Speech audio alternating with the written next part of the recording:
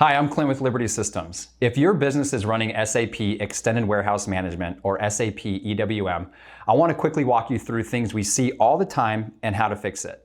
So you made a very good investment with SAP, but if you are still running outdated or underpowered equipment, you are not getting the performance you paid for. Now, when we're talking with warehouse managers, we usually hear about 5 major pain points regarding SAP. Sluggish screen loads, transaction timeouts, poor performance from your SAP GUI or Fiori application, operator downtime, and of course, system crashes at peak hours.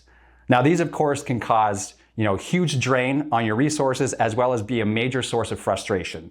And that's exactly why Liberty Systems has partnered with JLT Mobile Computers. Now their enterprise tablets and computers are purpose-built for the warehouse environment, but also specifically optimized for SAP.